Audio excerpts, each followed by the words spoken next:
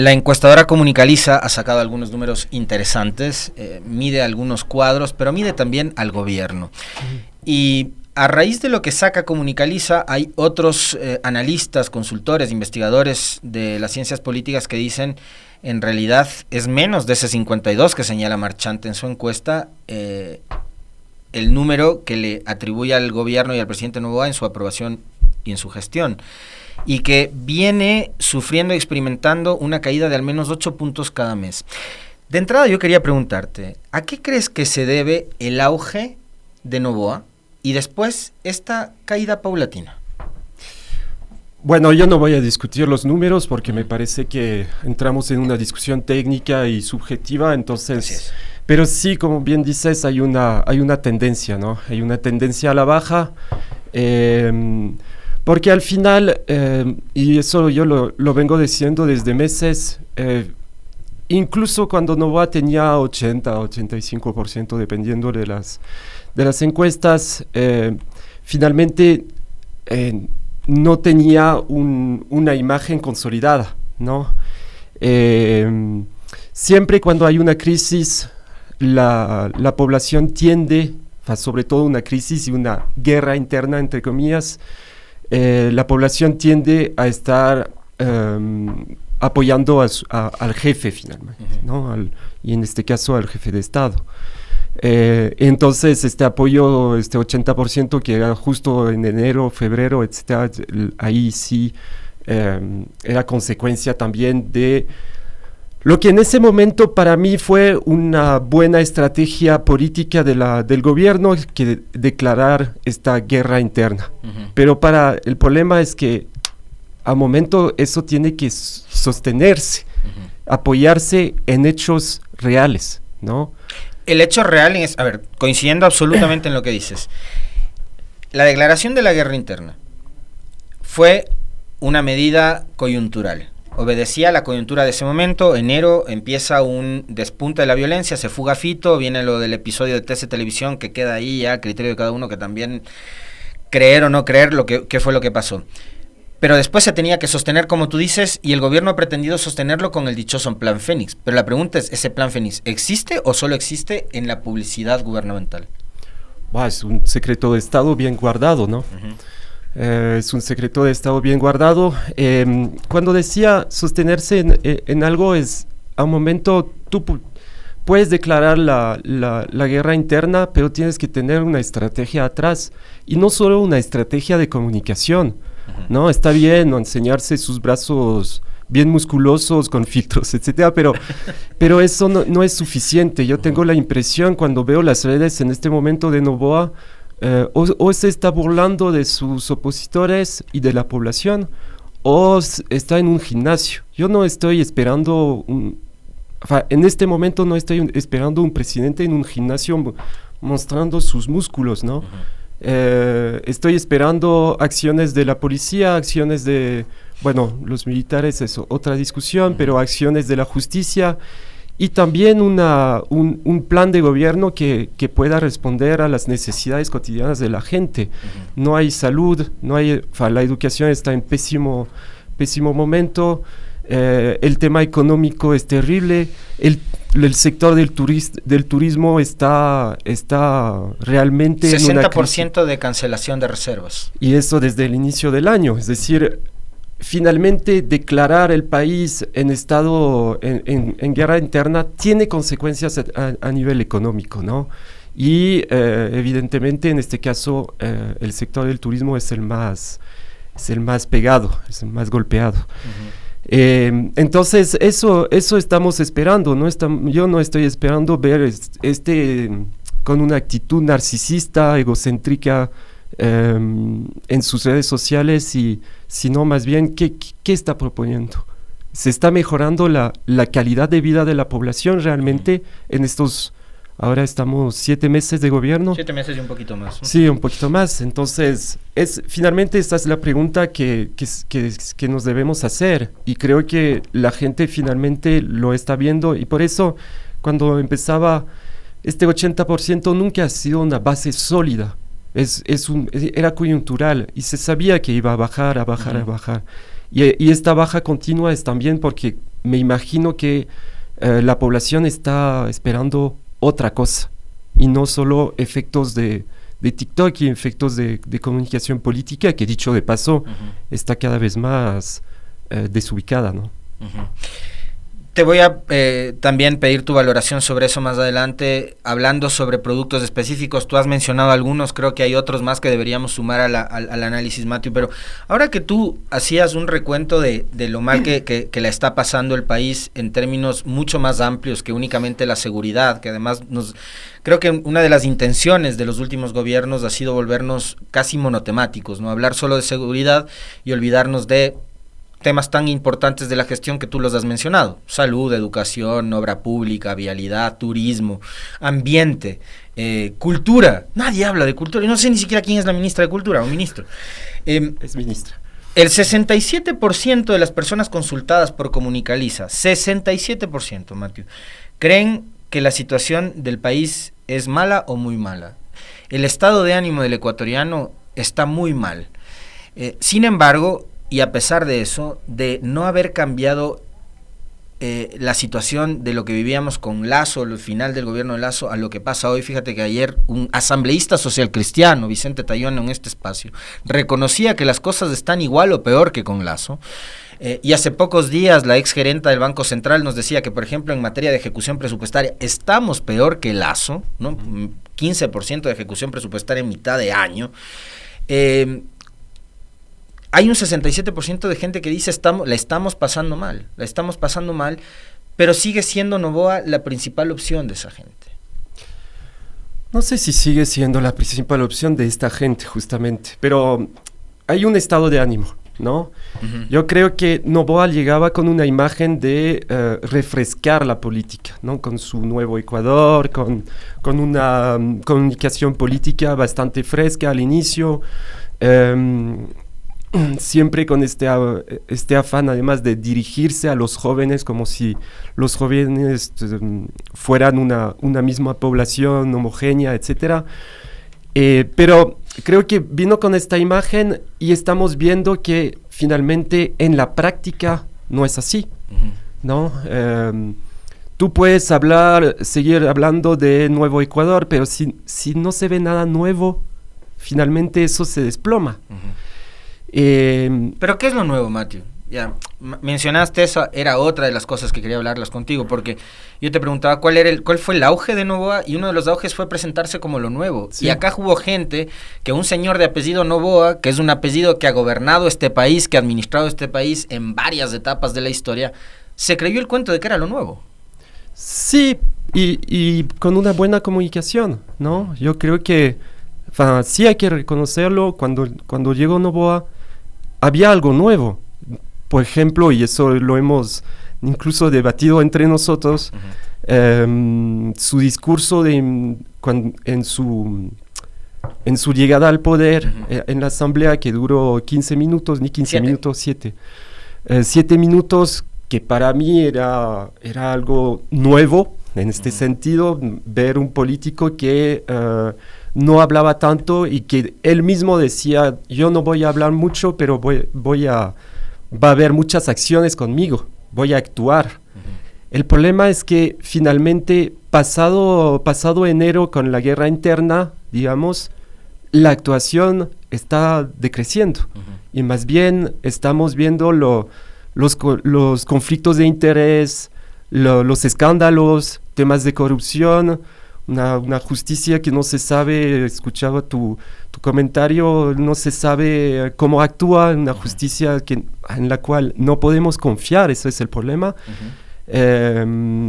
Entonces todo eso no se ha arreglado, el tema de la desinstitucionalización, todo lo contrario. Y yo creo que un error de Noboa, no sé si es un error o no, es que finalmente tenía un año para convencer, ¿no? Le quedan algunos meses todavía para convencer que sí podía haber un nuevo Ecuador, podía cambiar el rumbo del país, y por el momento es todo lo contrario. Es decir, cuando incluso tú hablas de la ejecución presupuestaria, que quiere decir mucho, es un dato, pero es un dato importante. Y eso, yo creo que el error es que finalmente está alrededor de él hay muchos novatos. No quiere decir, cuidado, no quiere decir que los jóvenes no pueden estar en puestos de importancia, pero estar a la cabeza de un ministerio y estar gestionando un Estado no es como gestionar una empresa pública. Eso, yo creo que eso hay que tenerlo bien en mente, ¿no? Porque estás mucho más controlado y no es... Hay que tener un plan, hay que tener ideas de política pública, hay que conocer su sector. Hablabas del sector ambiental. Perdón, pero es realmente la mediocridad en toda su expresión. Entonces... Pero ya nadie habla de Sadefriche, ya nadie habla del caso Olón. Sí, ya pasó eso. ¿Ya pasó? Ya pasó. Fue Somos coyuntural. Tan coyunturales que... Fue coyuntural, pero cada vez que un ministro o una ministra habla, da miedo del poco conocimiento que tienen de su propio sector y del Estado. Entonces, por un lado, yo te diría, es... La baja ejecución presupuestaria es ineptitud, ¿no?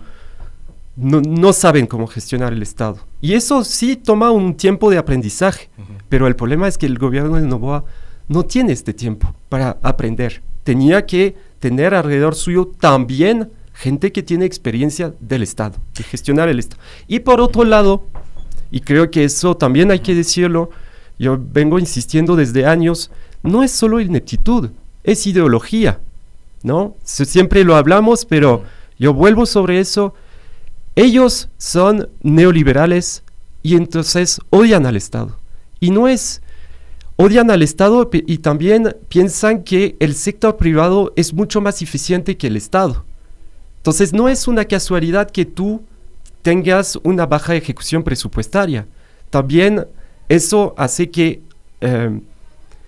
desvalorizas el Estado, uh-huh. Un Estado que no funciona tiene que ser reemplazado por algo más. De acuerdo. ¿No? Y privado. Algo más es el sector privado, claro. Y además en el caso de Noboa son las propias empresas de su familia, ¿no?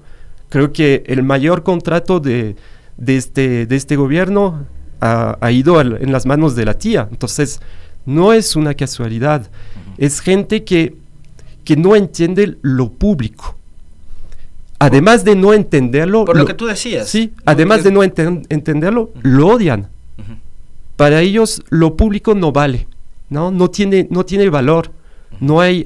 Todo tiene que estar gestionado por el sector privado. Y eso está acompañado de otra cosa que eso lo vemos bastante bien, que es la responsabilización individual de los problemas societales, ¿no? De los problemas colectivos.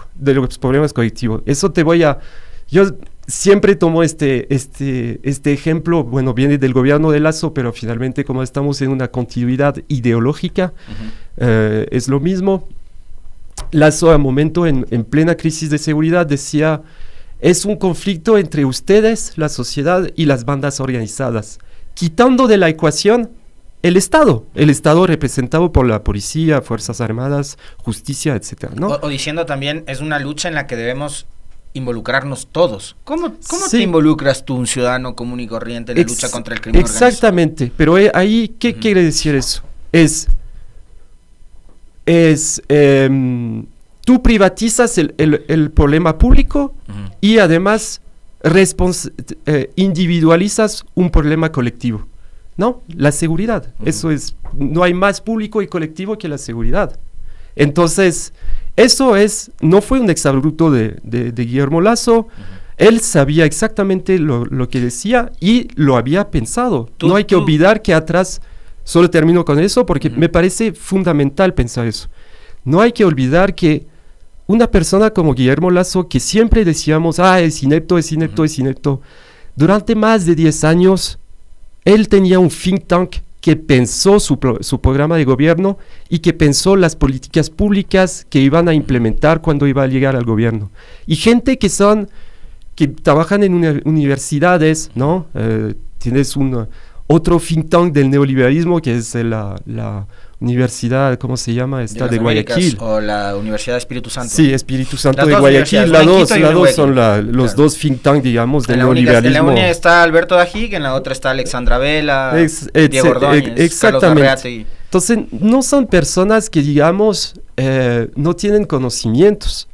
Son personas que tenían un plan de gobierno ideológico atrás, que es el neoliberalismo, que además está acompañando, que está en una fase de autoritarismo. Entonces estamos finalmente en un neoliberalismo autoritario que hace que, por un lado, destruyen el Estado, y por otro lado, te militarizan las calles, te judicializan los casos, digamos, privados o políticos, de hecho, y criminalizan las protestas. Tú has dado en el clavo en un tema, siempre me lo has dicho, siempre lo dijiste acá, desde el momento mismo en que Noboa fue elegido, lo conversamos y lo hemos conversado también en privado, Mati, sobre la ideología y sobre lo ideológicos que son y han sido estos últimos gobiernos. Pero fíjate una cosa, cuando había un gobierno de otra orientación política, me refiero específicamente al de la Revolución Ciudadana, y tomaba una medida de carácter económico, siempre, ¿qué decían estos personajes?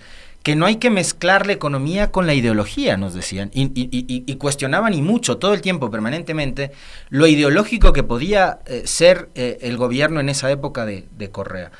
Ahora, poco han hablado de las ideologías. ¿Y qué nos han pretendido decir? Que no importan las ideologías, que no importa si eres de centro, de izquierda, de derecha, que da igual, ¿no? Han pretendido decirlo. De hecho, tanto es así que Noboa gana la elección y en la campaña él dice que es más de izquierda que de derechas, ¿no? Restando la importancia a la discusión ideológica, que es tan importante y que tú hoy pedagógicamente nos estás haciendo entender.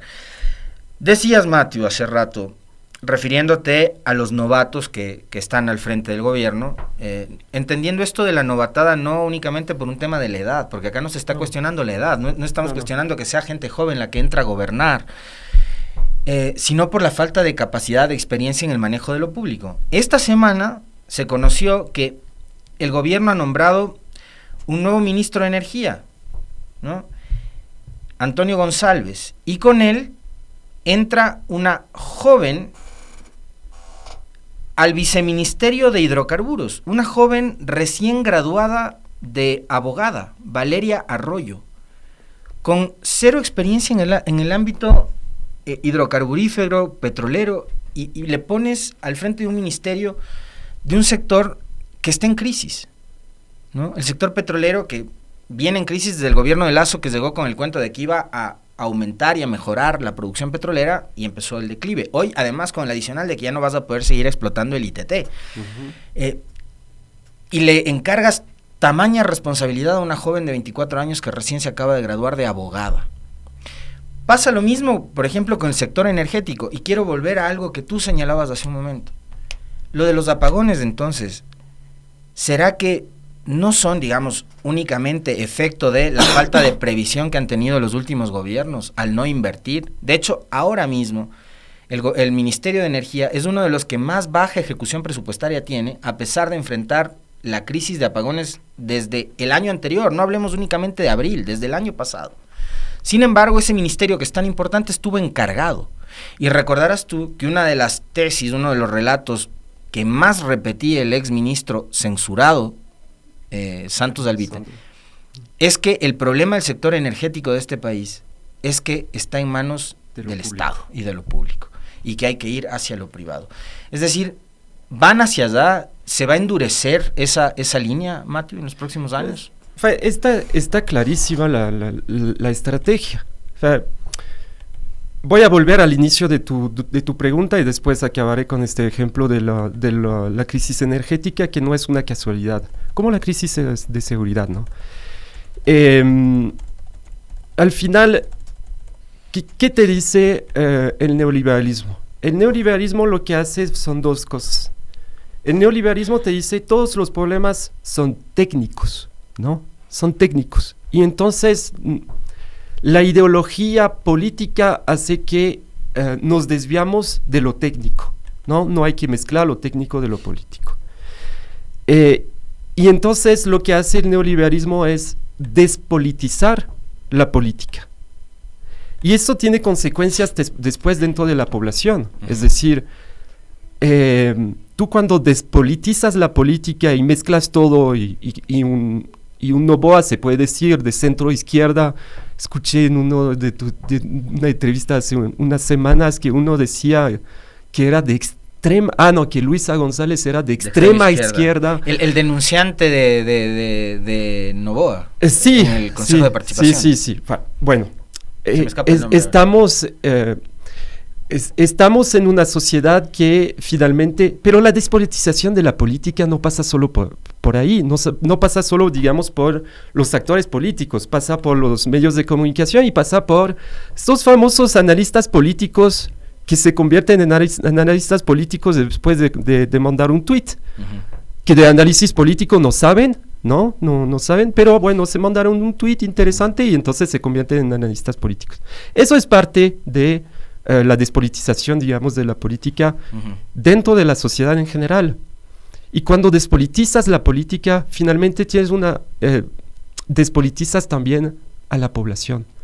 Cuando despolitizas a la población, ahí le puedes convencer un poquito más con TikTok, con una comunicación finalmente, una comunicación política más superficial, esa es la palabra, iba a decir frívola, pero superficial. Y eso finalmente está funcionando un poco, digamos. Le ha dado mucho éxito. Te voy a mencionar un caso. Probablemente quienes nos ven y nos escuchan no van a estar de acuerdo conmigo, pero son los datos que arrojan las mediciones y las métricas de las redes sociales. El caso de Alondra. Y de paso te invito también a comentar sobre el tema del autoritarismo y los excesos. Antes eran muy incómodos, ahora no. Ahora es parte del paisaje político del Ecuador, ¿no?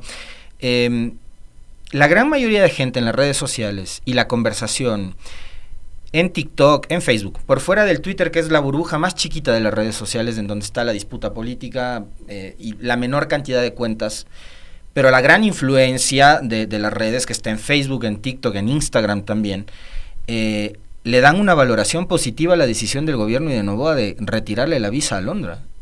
Y las críticas son horribles, son espantosas en contra de Alondra. Entonces ahora está súper bien que un gobierno, que un presidente con todo el poder que tiene, persiga a una periodista. Mira, el caso de Alondra fue interesante, fue interesante en analizar, ¿no? No, es terrible. No la medida, sino lo que originó la medida. Sí, perdón, a veces sí. Para que me entiendan bien, es un escándalo total. Yo lo analicé evidentemente desde mi condición de extranjero también, ¿no? A pesar de, Alondra vivía desde más tiempo que yo en Ecuador. Yo estoy desde 16 años, pero yo lo analicé desde mi condición de extranjeros. Y finalmente desde algunos años, yo mandé un tuit así rápidamente y decía que finalmente los extranjeros somos el chivo expiatorio, de siempre, ¿no? Entonces, cuando llegaron a la cabeza del CNE, tenían en la cabeza que finalmente el padrón electoral estaba inflado, ¿no? Eso siempre era la excusa y el argumento de la oposición. Y entonces vieron que finalmente no era el caso y ¿qué hicieron? Nos votaron a los extranjeros del padrón electoral. 100.000 extranjeros nos votaron a pesar de haber votado, de estar legalizados, de estar desde más de 5 años en el país, como dice la ley, bla, bla, bla, bla. Algunas personas que conocí, extranjeros desde 40 años. Incluso a una persona que había participado en la guerra del CNEPA, le habían excluido del padrón electoral. Cosas fuertes, ¿no? Finalmente cuando vives aquí te sientes parte del país y te quieres tomar decisiones, incluso las decisiones políticas del país, participar en las decisiones políticas del país como es una elección. Que es además un gesto de ciudadanía, de pertenencia, etcétera, etcétera. Después, en las manifestaciones, eran los extranjeros, ¿no? El narcotráfico era culpa de los extranjeros, al inicio. Y ahora votan a Alondra jugando, yo decía, con la fibra xenófoba de la sociedad. lastimosamente, en los últimos años, los discursos de mano dura, los discursos anti-movimiento social, anti-indígena, anti-extranjero, ya empieza a pegar dentro de la población. Y estamos, a mí lo que me preocupa, de hecho, más que un gobierno fascista, lo que me preocupa es el continuo proceso de fascicización de la sociedad. Y eso es justamente uno de los grandes logros de los discursos neoliberales. Instalar un sentido común, por un lado, neoliberal, individualista, y entonces la respuesta a mis problemas cotidianos no debe ser una respuesta colectiva, sino una respuesta individual y mi propio esfuerzo. Y si eso se tiene que hacer en contra de otras personas, que pueden ser extranjeros, mis opositores políticos, los indígenas, jubilados, etcétera, mujeres, minorías. Exactamente. Entonces, y eso es un proceso de fascicización de la sociedad, que eso es lo que más me preocupa. Porque finalmente este gobierno puede irse en 1 año, en 5 años, no lo sabemos todavía, pero este proceso de fascicización de la sociedad es mucho más largo de construir, ¿no? Porque, y además pueden venir otras personas, incluso peores después. Y eso es lo que más me preocupa. Y entonces, yo te digo, evidentemente, viví el caso de Alondra de manera incluso personal, ¿no?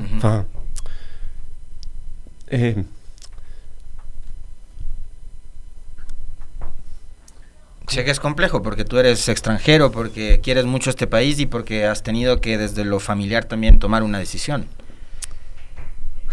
Te entiendo, sí. te entiendo perfectamente. Perdón, sí, exactamente. Al final, tú cuando como extranjero tienes más deberes, diría yo, ¿no? Yo siempre lo he vivido así. Es decir, finalmente llegué en una sociedad que me acogió, que me incluyó, ¿no? ¿Te sentiste parte? ¿Eras un ecuatoriano más? Soy parte de esta sociedad, sí, ayer vibraba por la selección, vibro también por la selección francesa, evidentemente, pero eres parte de esa sociedad, pero tú ves que siempre, y es normal, esta sociedad te incluye, tú tienes deberes tienes reconocimiento hacia esa sociedad. Es normal. Yo me cuido siempre, me cuido mucho. Pero con este gobierno tienes que cuidarte 10 veces más.